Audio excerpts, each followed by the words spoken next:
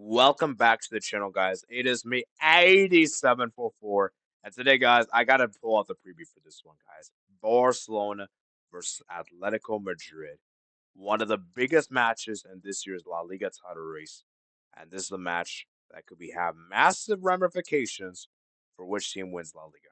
We're going to break it all down in this video. So let me know what you guys think in the comments below. And we're going to get started. So let's start with Barcelona. Barcelona, man. Ever since we beat Real Madrid 4-0 El Clasico, we were looking at as the best team in the world.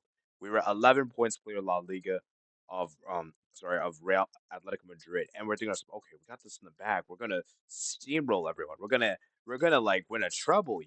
I was hearing a lot of talk from this, and myself included. I have to admit, I did fall into the hype. But since the El Clasico, we haven't been good. You know what's crazy, guys? We've only won 2 games out of the 7 games in La Liga. You know how crazy that is? You know how shocking that is? And you know what the weird thing is, guys? We had an 11-point lead over Atletico Madrid. Atletico Madrid have now clawed the gap to 0 points. You know how embarrassing that is? And we have made La Liga into what we thought would be a one-sided league into now a three-horse league. It's us, Real Madrid, Atletico Madrid. And guys, Barca fans, you may not want to hear me saying this, but I'm going to be truthful here. I'm saying this season is giving me 2021 vibes. Remember the season in which that was the last La Liga title race we had? That was a good three-horse race. We all know which team ended up winning La Liga that season. That ended up being Atletico Madrid. And basically, it was basically a battle of the middle. It was basically Barca Real Madrid underperforming that season, which to let Atletico Madrid win. So my thing for Barca is just that this team is looking so bad. Defensively, looking so rusty at the back. We're conceding so many goals, and I think part of the reason why our defense has been so bad recently is because we haven't really rotated the back line.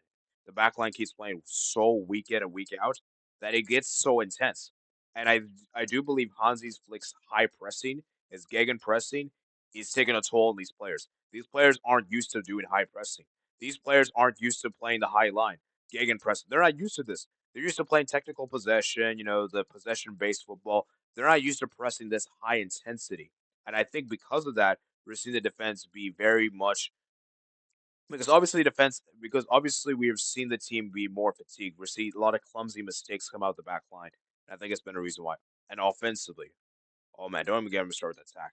Our offensive line has been terrible. Because let's look at the players, right? Yamal is amazing. Yamal is sensational. He is still up fantastic. The problem with Yamal though is that he isn't a goal scorer. He's a creator. He can only facilitate chances. And remember, Yamal has not played a lot post El Clasico. He was rested, obviously, a few of the games. He wasn't fully fit. Some of the games he came on at halftime. And there's only so much that Yamal can do. Obviously, Yamal is fantastic. Like I said before, he is a creator, but he isn't a goal scorer. Lewandowski, man. Oh my jeez. The guy has been shocking post El Clasico. I don't think he scored a brace in any of the La Liga games post post El Clasico, which is crazy because we were saying that Lewandowski prior to his El Clasico was one of the best strikers in the world. Now, recently, he's still been scoring the goals every here and there, but it's not as a rapid rate as we saw at the beginning of the season. Lewandowski's starting to slow down a bit, which is kind of worrying because we're about to head to the second half of the season in January. We know how critical the second half of the season is. In fact, I would say the second half is actually more critical than the first half. And this is the final game we have this year. And then obviously Danny Olmo. I'm sorry, Danny Olmo isn't that great. He's decent at best. And the only reliable goal scorer they have is Rafinha, who's been fantastic. He's probably been the only good attacker that's been consistent every single game. The guy's giving his heart and giving his all for the team every single week. You see how much effort he puts in. You see the captaincy he has. You see the leadership he has. Rafinha, for me, is a great example of a captain. He shows so much leadership, so much courage, so much mentality. And for me, he's been the only consistent one. And obviously Pedri's not having some great performances. Obviously Casado's been he's been good, but he's not been as consistent. Then obviously Gabby's returning back. Frankie Young's not been good. Barcelona are just like a chaotic mess right now. And we go to Atletico Madrid. Bro, Atletico Madrid are the opposite of chaotic mess. This team is so informed. Now, I know a lot of people are going to tell me in the comments below that Atletico Madrid haven't beaten the strong teams. And yeah, they haven't really, if we're being real, guys, if you look at the last couple of games, Atletico Madrid have been basically beating teams that they should be beating. But what makes them very scary is the fact that they haven't really lost that much this season. I believe their only defeat this season, guys, was to Real Betis away. Other than that, sorry, and then Lille as well. They lost to Lille at home. I just remember that. But other than those two defeats, I don't believe they've lost any other game this season. And they have played Real Madrid. They have played PSG. Two of their two big games, and they managed to get a draw and a win. Now, granted, in that PSG game, they were pretty much outplayed for majority of the game, and they should have lost that game. And for Real Madrid, you could kind of say they kind of weren't great before the goal, but after the goal, they got the goal. So the thing with Atletico Madrid is that if you're gonna beat them, it's gonna be tough. You're not gonna beat them by a big margin, and I think that's what Atletico Madrid is showing is that this is a team that's putting their heart and soul. And I think what's been so key is Juan Alvarez. Alvarez has been fantastic. Guy has been begging in goals consistently, and he's such a bigger upgrade than Alvaro Morata. Morata's hit or miss, bro. The guy is not consistent whatsoever. So I do think Atletico Madrid to upgrade in that department, and you're seeing how good Griezmann's been. Guys, we're gonna have a combo, guys. If Griezmann gets Atletico Madrid to win La Liga, scary combos, guys. We're gonna have scary combos that happens because we all know how great his France international career is.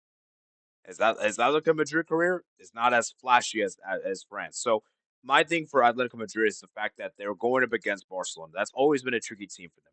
You know, guys, they haven't beaten Barcelona at the Camp Nou s- with Diego Simeone ever as a manager.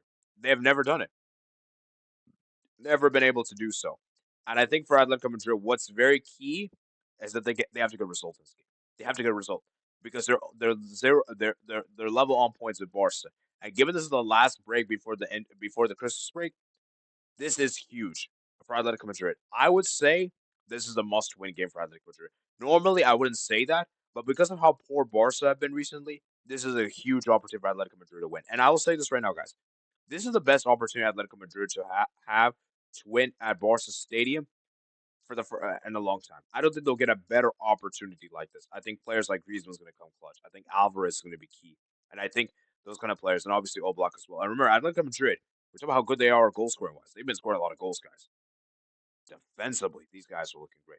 Although I will say this though, Atletico Madrid defensively can be a bit shaky on the road, but still it's going to be interesting. So where does this lead to, guys? What is my prediction for this game? It was a very difficult game to call, guys. I think this will be a very cagey game, very scrappy game, very end to end. I'm ultimately going to go for a draw. I just feel like I was really tempted to go with Barca to win. I really, really hope Barca do win. But I just don't have faith in Barca.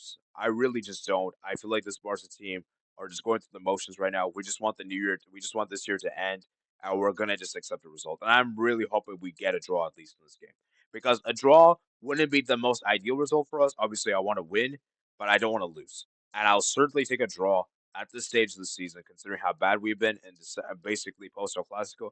And I think for Atletico Madrid, this will be kind of a missed opportunity for them because I really do feel like they can win this game. And I do think they have the potential. But we just know that Atletico Madrid, they never really show up.